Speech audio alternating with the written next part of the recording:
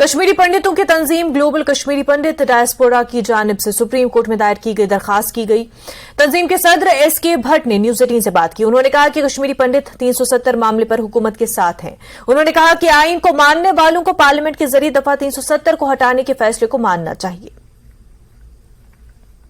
170 के खात्मे की प्रक्रिया क्या संवैधानिक थी या संवैधानिक नहीं थी, इस मुद्दे पर सुनवाई कर रहा है। 22 से ज्यादा याचिकाएं सुप्रीम कोर्ट में हैं और इन याचिकाओं में इंटरवीन याचिका भी दाखिल की गई है। वो याचिका दाखिल की गई है कश्मीरी पंडितों की तरफ से। कश्मीरी पंडितों का ग्रुप है ग्लोबल कश्मीरी पंडित डायस्पोरा, उसके रिप्रेजेंटेटिव हमारे साथ एसके भट्ट साहब मौजूद हैं।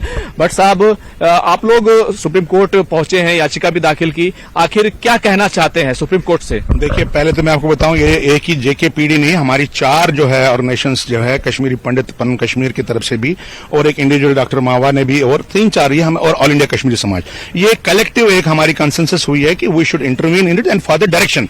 क्यों हम चाहते हैं? क्योंकि देखिए, ये प्रोविजन 370 अगर आप बैक फ्लैश में जाएंगे, बैकग्राउंड में जाएंगे, ये एक प्रावधान कश्मीरी पंडित लैंडलॉर्ड्स को प्रोटेक्शन था। आज की डेट में वो शून्य पे आ चुका है। अब मुझे बताइए, कश्मीरी पंडित कैसे इसको कहेगा कि भाई असंवैधानिक है? क्योंकि मैं तो एक agreed party because of this repercussion से हुआ ना।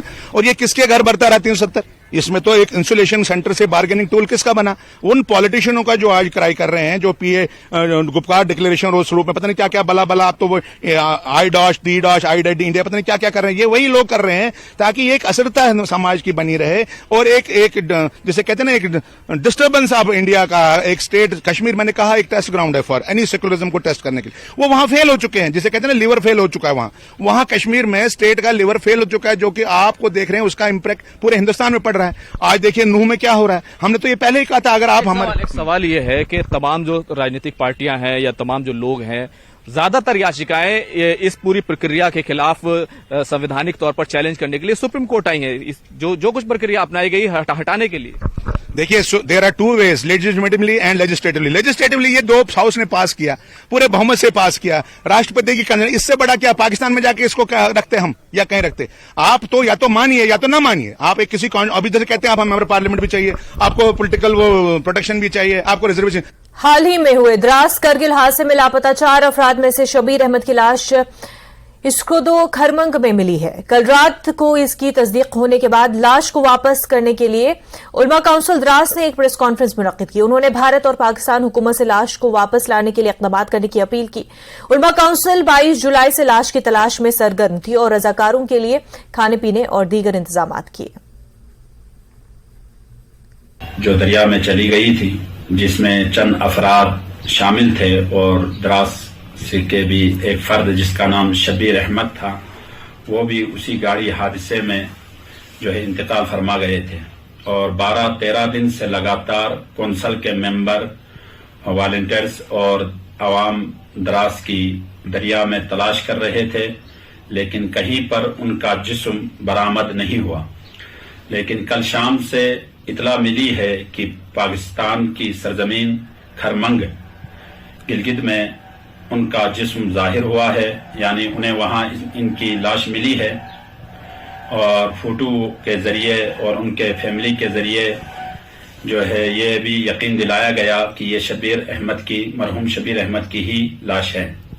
तो अब हम अपनी यहाँ की हुकूमत सीसी करगिल और MP लद्दाख और RG लद्दाख से गुजारिश कर रहे हैं और खरमंग के भी हुक्मरानों से ये गुजारिश कर रहे हैं कि शबीर अहमद की मैयत को हमारे सुपुर्द किया जाए। और ये उलमा कौंसिल की जानिब से मांग भी है और आपसे इल्तिमास भी है। राजौरी में एक कल्चरल प्रोग्राम का एहतमाम किया गया। कबायली गुज्जर और बकरवाल एसोसिएशन ने जिला इंतजामिया राजौरी के ताउन से गुज्जर बकरवाल हॉस्टल राजौरी में इसका इनेकाद किया।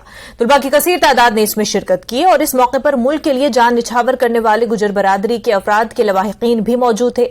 शहीदों को खराज अकीदत पेश किया गया।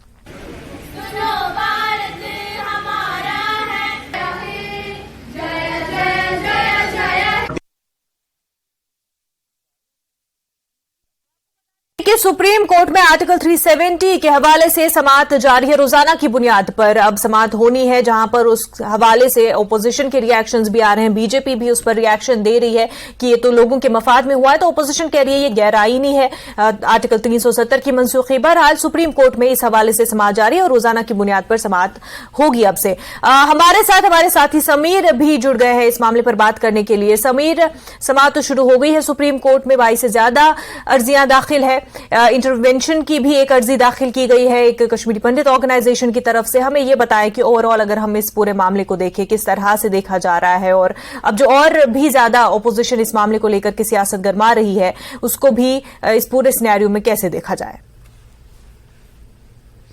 देखिए, मैं आपको बता दूं, सुबह से ही जब से ये समाअत इसकी शुरू हुई है, लगातार बयानबाजियां हो रही है। देखिए, उमर अब्दुल्ला ने कहा, जो सुप्रीम कोर्ट में वो दाखिल हुए, उससे पहले उन्होंने कहा कि उनको पूरी उम्मीद है कि जो सुप्रीम कोर्ट है वो उनको न्याय देगा और जो पिटीशन उन्होंने दाखिल किया उस पर वो उनके समर्थन में ही फैसला देगा। उसी बीच महबूबा मुफ्ती ने प्रेस कॉन्फ्रेंस किया, उन्होंने जम के बीजेपी को लताड़ा है। उन्होंने कहा कि बीजेपी ने कॉन्स्टिट्यूशन की धज्जियां उड़ा दी और अब सुप्रीम कोर्ट ही एक इंस्टीट्यूशन है जो कि जिस पर सबकी नजरें टिकी हैं। महबूबा मुफ्ती की जो प्रेस कॉन्फ्रेंस हुई है और जिस तरह की डेवलपमेंट्स हो रही हैं सुप्रीम कोर्ट में, उस पर मेरे साथ बात करने के लिए इस वक्त हैं बीजेपी के सीनियर लीडर और farmer deputy chief minister Kavinder Gupta. Sir, news 18 से बात करने के लिए शुक्रिया। सबसे पहले मैं महबूबा मुफ्ती की प्रेस कॉन्फ्रेंस, उन्होंने कहा कि supreme court has to decide whether this country will follow constitution or this country will run under the orders of BJP। उन्होंने कहा कि बीजेपी ने कॉन्स्टिट्यूशन की धज्जियां उड़ा दी है और अब सुप्रीम कोर्ट पर सबकी नजरें हैं कि वो जो कॉन्स्टिट्यूशन से देश चलेगा या बीजेपी के ऑर्डर से चलेगा, वो उसको डिसाइड करना और उसका जो डिसीजन होगा, उसका जो ऑर्डर होगा, वो एक मापदंड तय करेगा आगे की इंडिया की जो आगे की राजनीति है या आगे किस तरह से देश चलना है। देखिए, सभी लोगों ने, चाहे वो अपोजिशन थी चाहे सत्ताधारी पार्टी थी, 370 हटाने का जब प्रस्ताव लाया गया था उस पर चर्चा हुई थी, वोटिंग हुई थी, ये रिकॉर्ड है। और कोई भी जो बिल पास किया जाता है तो लोकसभा राज्यसभा उसके लिए सबसे बड़ा सदन है। उसी आधार पर ये सब एक कॉन्स्टिट्यूशन के दायरे में हुआ है। हमें विश्वास है कि विपक्ष के लोग अपनी फ्रस्ट्रेशन में जो इस प्रकार की याचिकाएं दायर करते हैं, सुप्रीम कोर्ट उस पर सुनवाई कर रहा है। हमें अदालत का फैसला मान्य है और अदालत का फैसला बिल्कुल। समीर, अदालत का फैसला आएगा और अदालत के फैसले को सब कबूल करेंगे, लेकिन समीर, यहाँ पर कविंद्र गुप्ता साहब से ये जानना चाहेंगे कि ओपोजिशन कह रही है कि बिल्कुल राज्यसभा में पेश किया जाए, लोकसभा में पेश किया जाए, लेकिन ओपोजिशन कह रही है कि जेके की असेंबली में इसको पेश होना था, तब ये आईनी तौर पर सही रहता। तो उनका तो वही कहना है कि ये तो प्रॉपर जो एक कॉन्स्टिट्यूशनल वे था उस हिसाब से हुआ ही नहीं है। जी, सवाल ये है कि अगर कॉन्स्टिट्यूशन के हिसाब से तो जेएनके असेंबली को ही इस पर फाइनल अथॉरिटी थी, मीन्स कि उसको पहले डिस्कस करना था। अगर वहां से कोई प्रस्ताव आता फिर पार्लियामेंट को करना, तो जेके असेंबली थी नहीं। देखिए, असेंबली टूट चुकी है और ये जो लोकसभा राज्यसभा जो पार्लियामेंट है वो सबसे उच्च सदन है। इसी जम्मू कश्मीर असेंबली अलग से बना करके जो देश के लिए उल्टे फैसले लिए जाते थे, यही असेंबली है जिसमें यह फैसला किया गया था रीसेटलमेंट बिल का, कि पाकिस्तान से आकर के लोग यहां बसेंगे, जिसको बिल नंबर 9 कहते हैं। क्या इनकी मनमर्जी चलने दी जाए? कल को ये कहेंगे कि पाकिस्तान के साथ हमने अपने आप को मिला दिया है। इस तरह की मानसिकता यहां हिंदुस्तान में नहीं चल सकती। ये वही चाहते हैं, कभी ड्यूल ये जो कॉमन इकोनॉमी की बात करते हैं, कभी सेल्फ रूल की बात करते हैं, कभी ऑटोनॉमी की बात करते हैं। क्या इसके हिसाब से देश में को और नया कानून चलेगा? ये नहीं हो सकता। तो समीर, यही बात तो है कि जो अगर समीर, तो फिर यही बात ऑपोजिशन कर रही है कि फिर ये तो डेमोक्रेसी है, डेमोक्रेसी में तो इसी तरह से फैसले मिलजुल के लिए जाते हैं कि ये अथॉरिटेरियन तो है नहीं कि कोई एक जो है एक पार्टी जो है एक बॉडी जो है तय करेगी। यहां पर सबका मिलकर फैसला ही सामने आना है। बिल्कुल, ये डेमोक्रेसी है, कॉन्स्टिट्यूशन है। अगर कॉन्स्टिट्यूशन में ये था कि जो उनकी असेंबली में पहले इसको जो भी फैसले बड़े कोई ऐसा प्रावधान नहीं है। जब असेंबली है ही नहीं तो उस वक्त ये जो राष्ट्रपति शासन होता है और वो जो राष्ट्रपति शासन है उसका जो बिल वहां पर बहुमत से पारित हुआ उसको तो राष्ट्रपति समीर यही तो मुद्दा है कि असेंबली नहीं है और असेंबली नहीं होने में भी अब इतने साल बीत चुके हैं और ये एक प्रॉब्लमैटिक चीज बिल्कुल है। एक डेमोक्रेटिक सेटअप में जो इतना डेमोक्रेसी के लिए पूरी दुनिया में जाना जाता है वहां पर असेंबली अभी तक जो है नहीं बहाल हो पाई है, तो ये तो अपने आप में ही एक बहुत बड़ी प्रॉब्लम है। बिल्कुल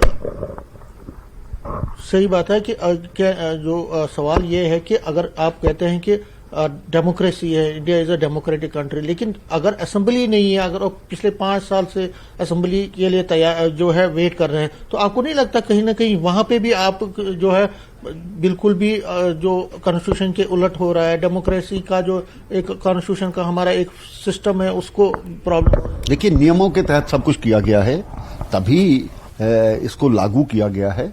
जब भी कोई बिल पास होता है तो उसके बाद राष्ट्रपति के पास जाता है। राष्ट्रपति इस देश का सर्वोच्च एक हस्ती है जो कि उस पर सिग्नेचर करके भेजते हैं। जब उन्होंने सिग्नेचर कर दिए तो उसके बाद मुझे लगता है कुछ कहने चले ठीक नहीं जा सकता। ठीक है, इन्होंने ये अपनी ये जो दायर याचिका की है सुप्रीम कोर्ट में, उस पर सुनवाई हो रही है। सुप्रीम कोर्ट में अब सुनवाई हो रही है, समाअत जारी है और रोजाना की बुनियाद पर सुनवाई जारी रहेगी। बहरहाल समीर, आपका शुक्रिया। आपके साथ जुड़े हमारे मेहमान कविंद्र गुप्ता का भी बेहद शुक्रिया। वक्त हो गया एक छोटे से ब्रेक का, जल्द होंगे हाजिर।